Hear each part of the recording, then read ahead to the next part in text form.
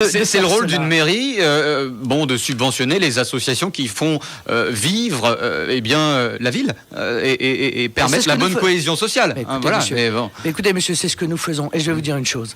Nous avons obtenu 12 municipalités.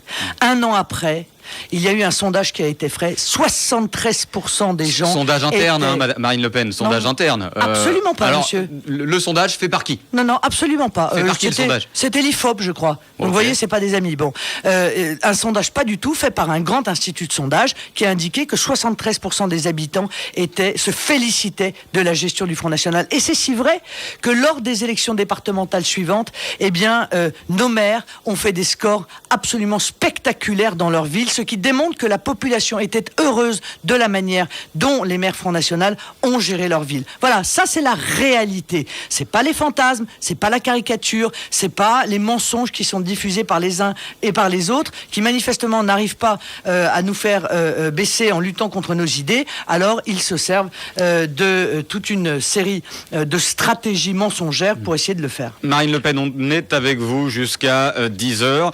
On continue. Ah pardon, excusez-moi, j'ai pas répondu à la question. Mon mail. Alors le contact, rapidement, on n'est pas. Ah non, mais c'est important si les gens veulent m'écrire. On n'est pas là non plus pour faire de la pub, hein. Non, mais c'est pas de la publicité. Enfin, écoutez, c'est normal de pouvoir contacter un responsable politique. marinelepen@yahoo.fr. Ça, c'est mon mail personnel. Et quant à mon site internet, c'est Marine 2017. Voilà, ça y est, ce sera tout pour ce volet. Parce qu'on n'est pas encore là pour vous faire de la pub, c'est pas le but. Le but, c'est de vous entendre et d'avoir... Moi, on me pose des questions, j'y réponds. Il n'y a pas de souci. Allez, on continue. Marine Le Pen au standard. Les Réunionnais vous posent leurs questions. 02 62 99 12 00. Bonjour. Allô, bonjour. Oui, bonjour monsieur. Marine Le Pen vous écoute. Je suis en direct à la radio. Vous êtes en direct. Bonjour monsieur. Bonjour Marine Le Pen, bienvenue à La Réunion. Merci. Moi, je suis un ancien socialiste. J'ai été déçu par la politique de notre président, là, en ce moment. Et j'ai marre de la droite qui commande la France, j'ai marre des socialistes qui commandent la France. Je vais voter un bulletin, yeux fermés pour vous, pour être président de la République, pour nettoyer la France et tous les départements d'outre-mer. Parce qu'il y a trop de laisser aller. Merci monsieur. Merci beaucoup pour cette question. On n'a plus rien pour nous. Merci beaucoup, monsieur. Alors je vais essayer... là, c'était pas vraiment une question, c'était plus, oui, mais regardez, une incantation. Non, c'est pas une incantation. non, c'est pas une incantation, pardon. C'est cri de désespoir qui est poussé par un très grand nombre de nos compatriotes et de Réunionnais. On n'a plus rien pour nous. Les gens ont à juste titre le sentiment que l'on fait des efforts considérables pour venir en aide à une immigration qui est de plus en plus importante, y compris clandestine, alors que eux-mêmes, on leur demande en permanence de se serrer la ceinture et de faire des sacrifices. Ils ont raison de crier à l'injustice, car c'est une réelle injustice. On continue. Merci de poser vos questions, bien sûr, de façon explicite, à Marine Le Pen qui vous écoute. Bonjour. Oui, bonjour. Bonjour, monsieur. Une question pour Marine Le Pen? Oui, quatre questions. Oui, bonjour. Oui. Alors, une va suffire, rapidement, pour qu'on prenne le maximum de gens. Oui, voilà, ma question c'est sur les retraites, sur les retraites, les vieilles personnes, sur l'emploi, et aussi sur le niveau des fonctionnaires, tout. Ouais. Moi, je dirais que, ma question c'est ça, les gens souffrent beaucoup, et il n'y a pas de travail, et les autorités, ils font rien pour ça. Vous êtes vous-même retraité, monsieur? Moi, je suis travailleur, mais je paye tout, même sur les RSI, etc. Voilà, on va y venir. Tous ces gens-là, c'était en place, ils n'ont rien fait. Donc je dis il faut un changement parce qu'on ne peut plus comme ça, on a trop de choses à payer. Très bien. Donc ma question c'est ça. Mais merci beaucoup monsieur. Marine Le Pen, alors beaucoup de questions évidemment en une, mais déjà sur les retraites, on a depuis la nuit de temps sur Freedom et surtout depuis quelques années, beaucoup de retraités qui nous disent oui, on galère, on a vécu une vie de dur labeur et on a 300, 400, 200 euros parfois pour vivre. Qu'est-ce que vous répondez à ces retraités qui sont dans la peine et qui ont du mal à joindre les deux bouts? Non mais comment est-ce qu'on peut vivre avec 300 euros par mois? Je veux dire, comment est-ce que nos gouvernants ont pu décider de prendre en charge toute la misère du monde alors qu'ils savent que des retraités vivent avec 300 € par mois et même parfois moins. C'est encore une fois une question de priorité, de choix. Moi, c'est clair, je fais le choix de couper les pompes aspirantes sociales de l'immigration. On va y venir. Non, mais oui, d'accord, mais on va y venir. Mais venons-y parce que c'est quand même un vrai sujet pour pouvoir revaloriser les retraites. Je trouve indigne que des personnes âgées soient en dessous du seuil de pauvreté et même parfois très largement qu'est-ce qu'on fait pour elles alors concrètement? Et on revalorise les petites retraites de la manière la plus claire qui soit. Non, on ne rase pas gratis, monsieur. On considère que la nation est une structure qui permet la solidarité nationale. Voilà. Et puis, on met en place les conditions pour retrouver l'emploi. Parce que je vous signale que le paiement des retraites, c'est évidemment lié au niveau d'emploi dans notre pays. Or, il y a moins d'actifs qu'il y a 30 ans, hein, et plus de retraités, justement. Non, mais en tout cas, il y a le rapport entre les actifs et les retraités n'est pas le même qu'il y a 30 ans, donc ça pose quelques difficultés. Non, mais tout ça a été analysé. Il y a eu un papy boom lié au baby boom, ouais. et ça, c'est une courbe qui va redescendre. Non, le problème, c'est qu'il n'y a pas d'emploi dans notre pays parce que les choix économiques qui ont été faits de se soumettre à l'Union européenne, d'ouvrir totalement nos frontières, de mettre en place le libre-échange, de mettre nos productions en concurrence déloyale avec tous les pays de la Terre, tout ça a entraîné un chômage de masse. Et je rajoute à cela l'euro, qui est un obstacle majeur et qui a entraîné un surenchérissement du coût de la vie absolument spectaculaire. Voilà. Donc, il faut faire des choix. Moi, mon choix, c'est celui de la solidarité nationale. Je réserverai la solidarité à nos compatriotes français. Et vous faites référence à l'aide médicale d'État, notamment, qui coûte 1 milliard d'euros. Vous le dites régulièrement. Est-ce que vous... Non, mais pardon. J'ai rien dit, moi. Non, mais parlons de cela. Est-ce que vous vous rendez compte que les clandestins voient leurs frais de santé intégralement pris en charge alors que ceux de nos compatriotes... On ne peut pas les laisser mourir dans notre pays. Non, mais attendez... médical d'État n'existe pas. On laisse pas mourir. Une immigration médicale parfois ou pas? Laissez-moi terminer. Ouais. Sinon, personne ne comprendra rien à la position qui est la mienne. Bon, l'aide médicale d'État, ça permet aux clandestins de faire prendre en charge l'intégralité de leurs frais de santé. L'intégralité, alors que nos compatriotes qui travaillent, qui cotisent, eh bien, eux-mêmes ne voient pas l'intégralité de leurs frais de santé pris en charge. Est-ce que c'est normal? Réponse, non. Est-ce que j'y changerai quelque chose? Un maximum Réponse, oui. Alors, quand des clandestins... Marine Le Pen, il y a beaucoup d'auditeurs qui veulent vous poser des questions. Termine. Quand des clandestins sont en situation de danger vital, évidemment, on les soigne comme dans tous les pays du monde, mais l'aide médicale d'État, c'est terminé. Voilà. Allez, on continue. 02 62 99 12 00. Marine Le Pen, je vais vous demander pour les auditeurs, pour qu'il y en ait un maximum qui vous posent leurs questions, d'être, dans la mesure du possible, concise. C'est très difficile, je sais, mais essayons. J'essaie surtout d'être complète. Voilà, allez. Bonjour. Oui, bonjour. Bonjour, monsieur. J'aimerais poser une question à Madame Marine Le Pen, qui un jour a dit elle ne supporte pas la justice. Alors, je me présente, je suis un ancien candidat de Madame Le Pen. Ça fait 3 jours que j'essaye de la rencontrer, et un candidat qui en a fait beaucoup. Ça fait plus de 3 jours que j'essaye de la rencontrer. Ça fait plus de 3 jours que je demande à Monsieur Autobrook un rendez-vous. Et aujourd'hui, hier, on a fait blocus, on m'a empêché de rentrer. Bon, la question concrète, monsieur, rapidement. Concrète, est-ce que Madame Le Pen est susceptible de me recevoir aujourd'hui? Élie, rapidement. Je te recevrai le jour où tu auras remboursé au Front National ce que tu lui dois. Vous avez répondu, vous avez identifié, et on va pas régler nos comptes à l'antenne. Allez, on continue. Oui, c'est la transparence. Allez, oui, bonjour. On continue. Bonjour, monsieur. Oui, tout d'abord, bonjour Marine Le Pen. Bonjour, monsieur. Voilà, je suis un petit candidat, je suis très content que vous allez venir pour nous. Mais je voulais demander, qu'est-ce que vous allez faire pour le parc national ici à La Réunion? Alors, bon, ça c'est une question vraiment locale. On peut répondre ou en tout cas il y a un parc national à La Réunion, il y a une polémique, vous pouvez répondre si vous voulez, c'est pas monsieur, non plus... je vais pas pouvoir vous répondre parce que j'ai pas les éléments du dossier en main sur cet aspect local. On continue. Mais j'aurais bien aimé, oui, c'est un peu dommage qu'on n'ait pas pu parler de l'axe prioritaire du projet qui est le mien. On va y venir, oui, le ministère de l'Outre-mer, il n'y a pas de souci, on y viendra. Allez, on continue sur le standard et 02 62 99 12 00. On va essayer après de parler du ministère. Bonjour. Allô? Oui, bonjour. Et bonjour. Je voudrais parler du problème des immigrés. Et j'aimerais demander à Madame Le Pen, bonjour d'abord. Bonjour, madame. est-ce que vous allez les gérer exactement de la même manière? Je prends du cas des Syriens, puis le pays légitimement, parce que le pays est complètement bombardé. Est-ce que vous allez les gérer pareil? Ou sinon, est-ce que vous avez une solution à ça? Non mais Alors, la question concrète, madame, rapidement, pour que ce soit plus clair. Ma question, c'est est-ce qu'elle va gérer tous les immigrés de la même façon? Par exemple, les Syriens qui arrivent en France, qui veulent trouver un refuge en France, comment est-ce qu'elle va les gérer? Alors, Chrétien d'Orient, je pense que c'est à ça que madame fait référence. Est-ce qu'il y aura une différence de traitement entre les différents immigrés? Madame, les chrétiens d'Orient, la seule chose qu'ils veulent, c'est vivre dans leur pays. Voilà.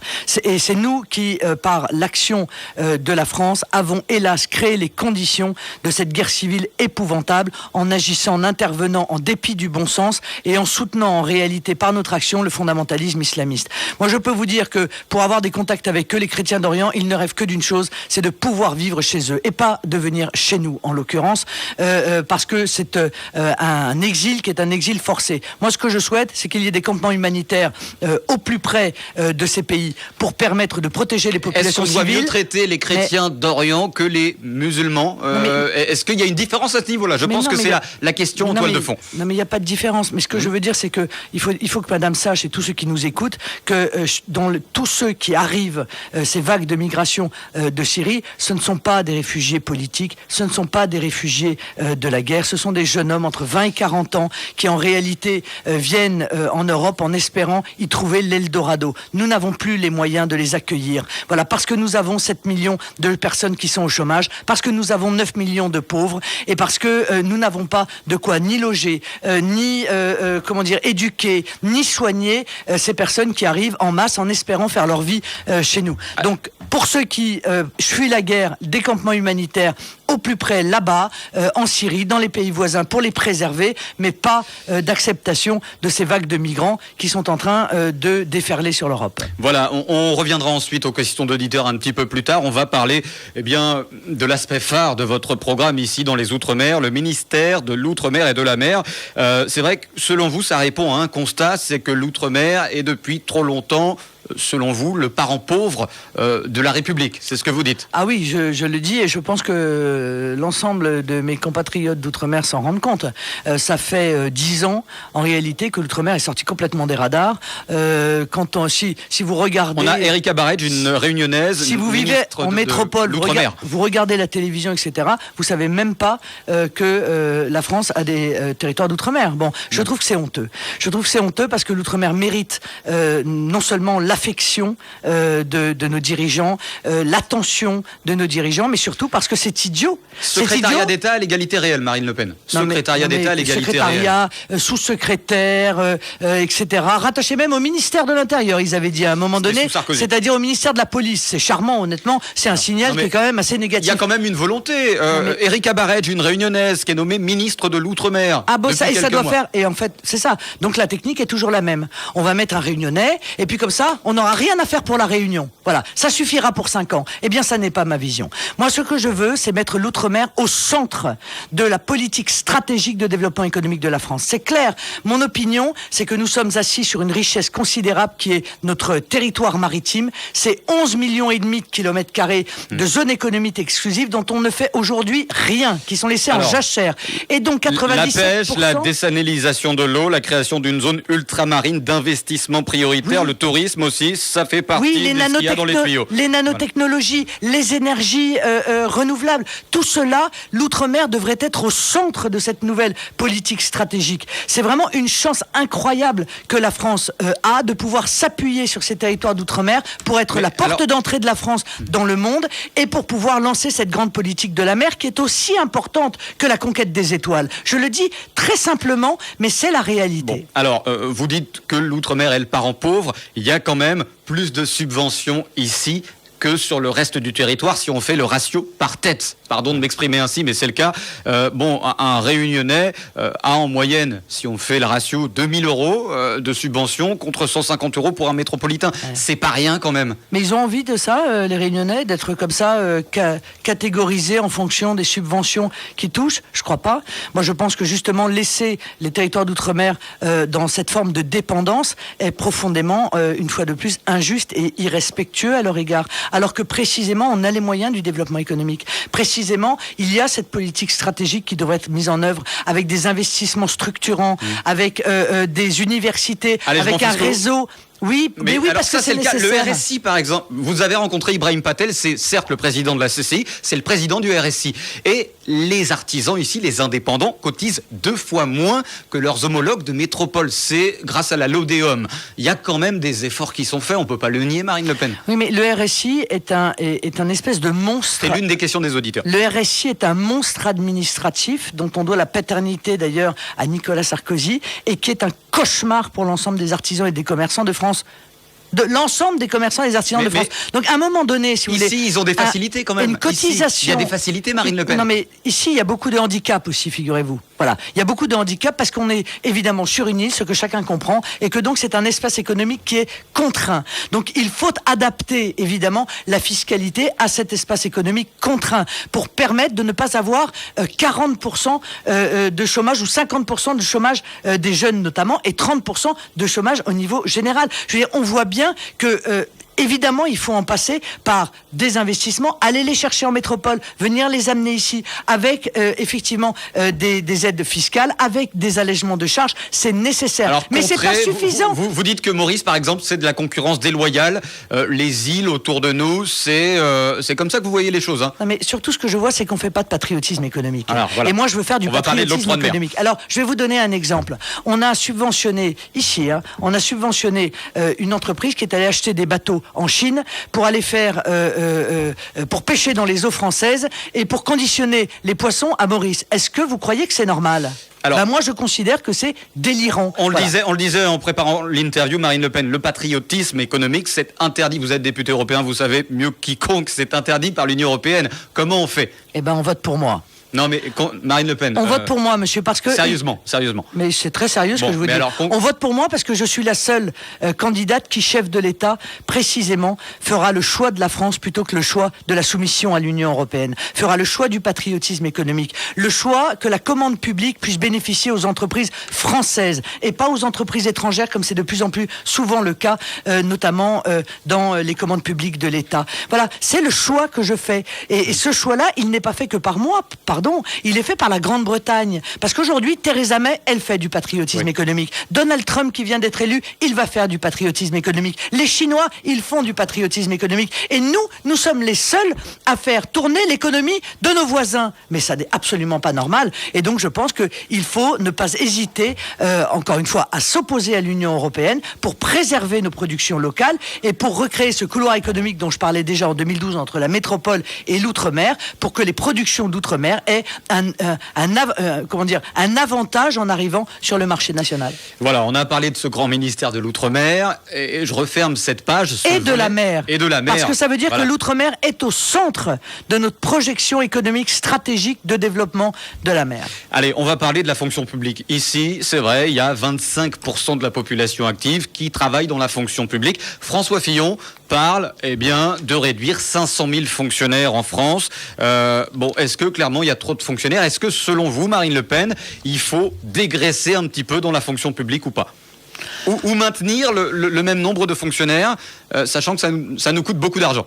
C'est-à-dire que je pense qu'il y a surtout eu une inflation des fonctionnaires territoriaux et parallèlement un affaissement en réalité des fonctionnaires d'État. Plus 700 000 en 10 ans. Les médecins, les policiers, les infirmières sont de moins en moins présents et en revanche les fonctionnaires territoriaux, parce qu'on a accumulé les strates politiques, alors que ça devait entraîner des économies, en réalité, ont entraîné des inflations. Pourquoi ? Parce qu'on a des barons, des petites baronnies locales, des responsables politiques, des chefs de telle ou telle structure qui souhaitent élargir leurs cours. Bon, je trouve que ça, c'est pas sain. Donc il faut dégraisser ou pas ? Non, mais je pense qu'il faut faire un effort sur les fonctionnaires territoriaux. Mais ça passera d'abord par des compétences qui soient strictes à chacune des structures. Tout ce qui est régalien, on touche pas.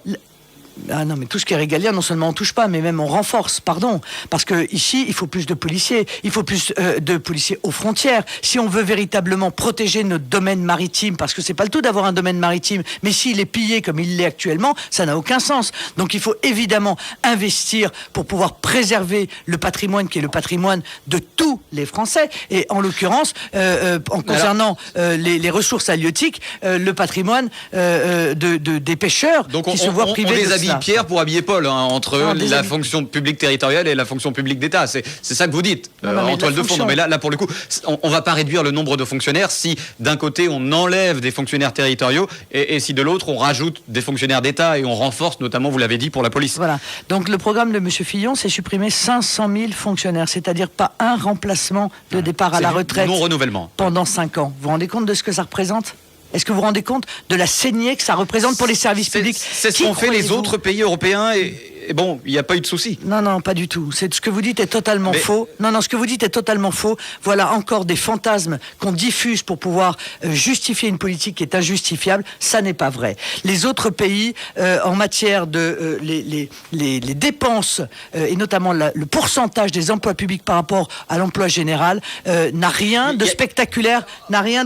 On a vu un chiffre que tout le monde a vu en Allemagne. Il y a beaucoup moins de fonctionnaires par habitant en Allemagne qu'en France. Voilà, il y a beaucoup moins de services qui est rendu à la population aussi, c'est un choix. Hein.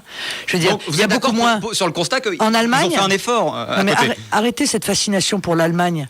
Voilà, l'Allemagne, c'est l'euro-job, d'accord ? Ça veut dire 1 euro de l'heure, le travail. C'est ça l'Allemagne.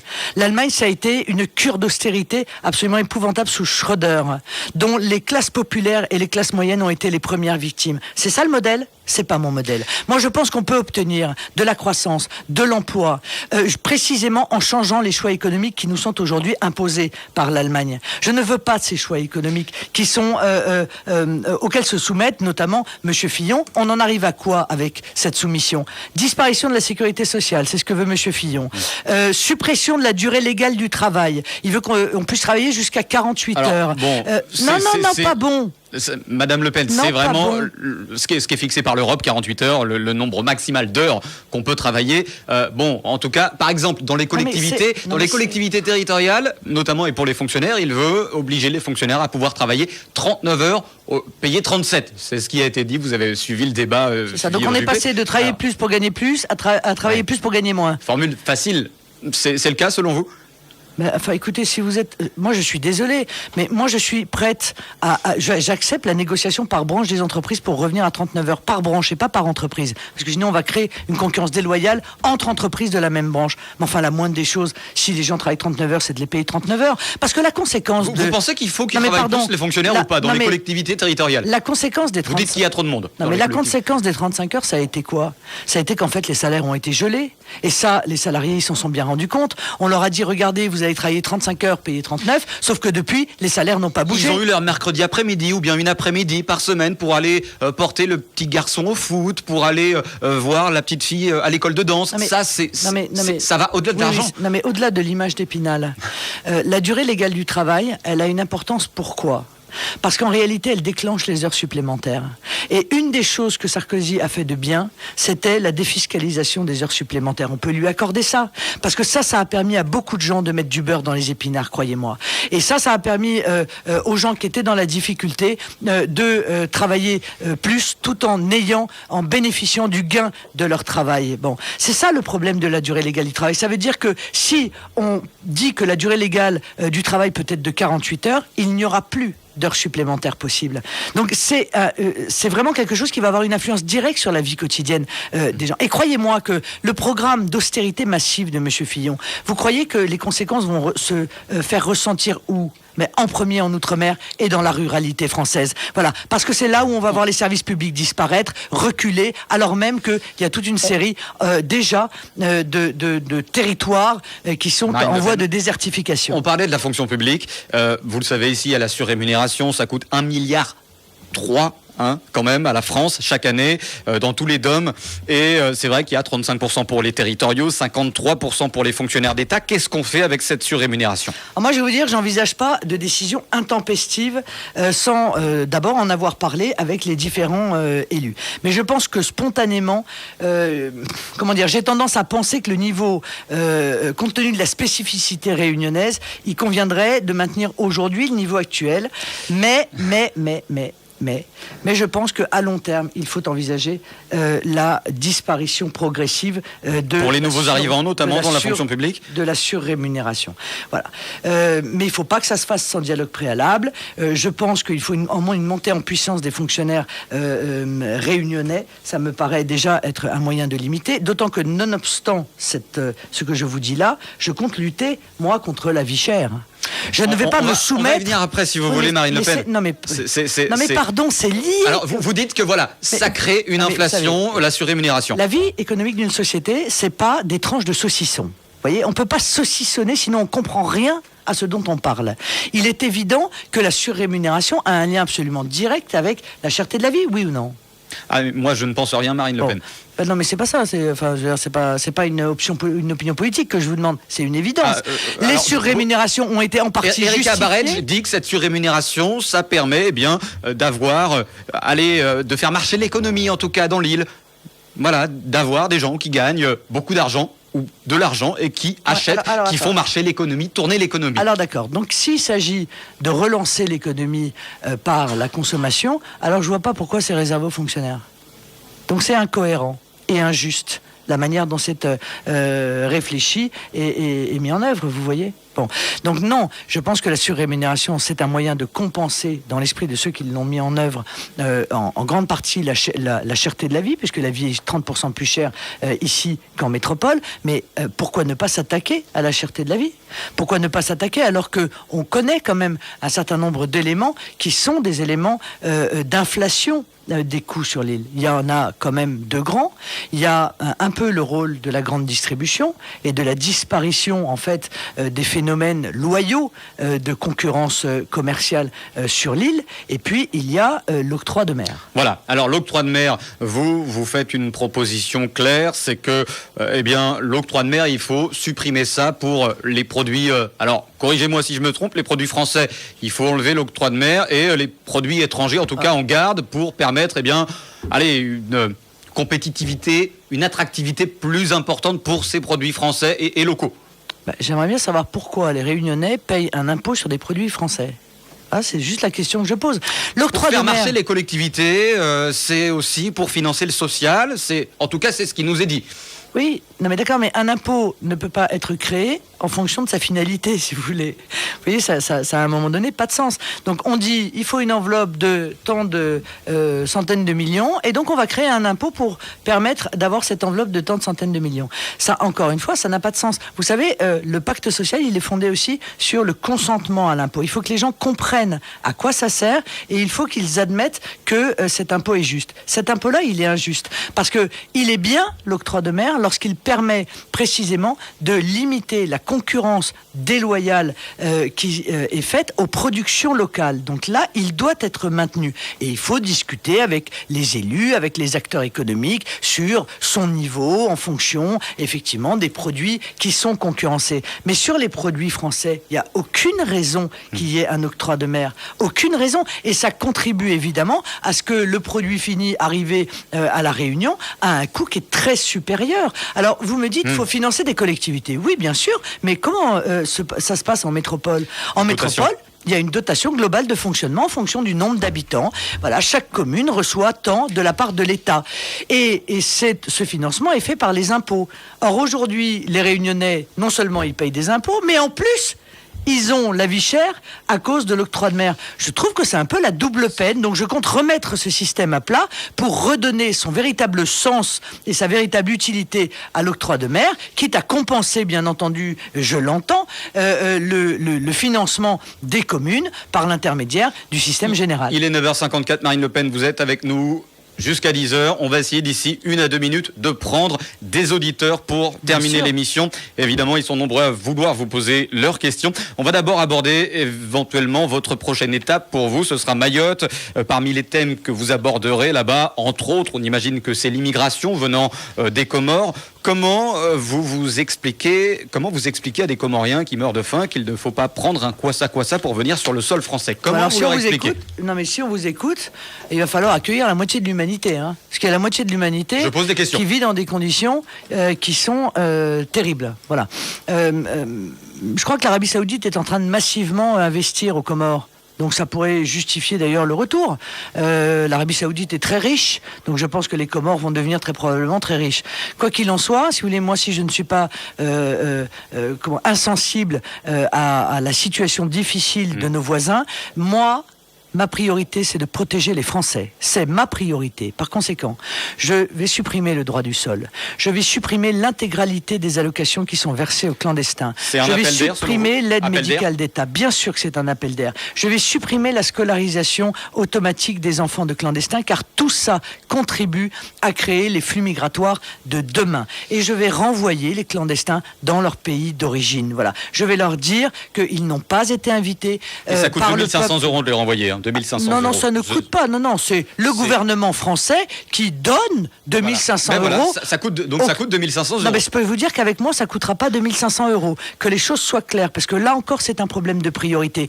Donner 2500 € à un clandestin qui est venu en violation de la loi pour bien avoir l'amabilité de rentrer chez lui et donc de respecter la loi française, alors même qu'on parlait tout à l'heure des retraites misérables qui sont versées, est-ce que vous croyez que là encore, il n'y a pas un énorme problème et qu'on n'a pas le sentiment que, en fait, en France, les derniers services sont les Français? Marine Le Pen, ils sont beaucoup à vouloir vous poser leurs questions. 02 62 99 12 00. Il reste 4 minutes. On va essayer d'être très concis dans les questions et, mais dans les réponses également. Bonjour. Oui, bonjour. Marine Le Pen, bonjour à tous. Bonjour. Ouais.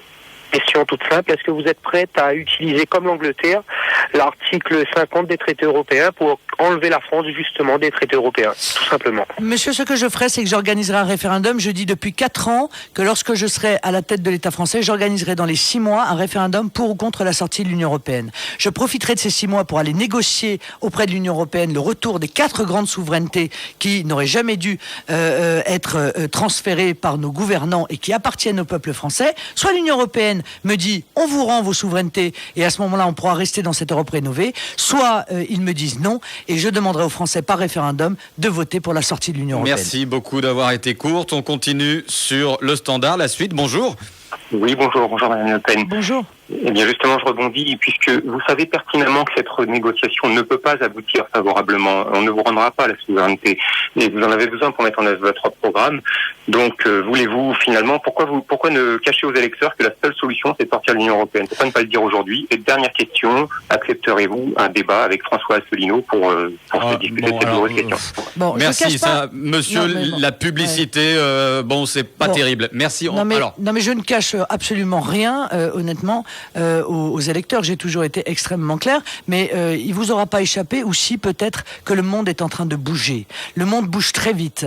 Le groupe de Visegrad, la Hongrie, l'Autriche, la Grande-Bretagne, les États-Unis, on voit bien qu'ils sont tous en train de tourner le dos à cette idéologie du laisser faire, laisser aller, laisser passer, du libre-échange total. Et je pense que très rapidement, un certain nombre de pays pourraient, avec moi, peser sur l'Union européenne pour que celle-ci se réforme. Eh bien, si c'est pas le cas, nous en sortirons. Et on salue l'UPR. Allez, on continue.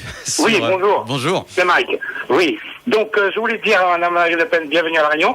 Merci. Et deuxième chose, c'est que on est plus nombreux qu'on le dit. Et votre temps de parole par rapport à ma question, c'est... Question, monsieur. Là, il y a eu la primaire. Et est-ce que vous aurez le même temps de parole que ces personnes-là pour parler, parce que là, vous avez qu'une heure sur Freedom, et en fin de compte, on n'a pas parlé des jeunes, et je veux que vous disiez à la France que la Réunion est derrière vous. Merci, monsieur. Alors, le temps de parole. Oui, vous avez raison, c'est profondément scandaleux de voir que, notamment, le CSA a plus œuvré pour faire respecter le temps de parole entre les candidats à une élection interne à un parti. C'était pareil en 2012 avec les socialistes. Contre tout, oui, d'accord, mais c'est la raison pour laquelle le mouvement que je représente et ma candidature a un déficit considérable d'accès dans les médias. Et vous avez raison, merci. La star des médias, je Marine voudrais Le Pen, parler des jeunes. C'est un faux procès. Vous êtes la star. Vous oui, savez très bien. Vous êtes. Mais bien sûr. Monsieur Philippot, mais c'est tellement. Arrêter, là. Non mais monsieur, nous avons. Non mais ça, moi, ça me fait pas rire. Ça me fait pas rire parce que je vous signale que la presse. Partout, non mais monsieur, ça me fait pas rire parce que la presse, elle est très lourdement subventionnée par l'argent public, d'accord ? Et il y a 30% de gens qui manifestement ont un accès qui n'est pas égal à cette presse pour pouvoir entendre parler des opinions qui sont les leurs. Donc je crois que ça n'est pas anodin, c'est un vrai problème démocratique et nous restons encore une fois particulièrement en temps de parole maltraité. Je ne sais pas si on a le temps de prendre un dernier auditeur. Allez, on va essayer. Bonjour, très rapidement. Non, on n'a pas le temps. Allez, c'est pas grave, on me dit qu'on n'a pas le temps. Il est presque 10h. Merci beaucoup, Marine Le Pen, d'avoir pris le temps de répondre à nos questions, aux questions des auditeurs. Merci à tous les Réunionnais qui ont appelé, ceux que j'ai eus et ceux qui n'ont peut-être pas pu me poser leurs questions. Merci de leur intérêt pour le projet que je leur propose et vive la Réunion. Merci beaucoup, Marine Le Pen.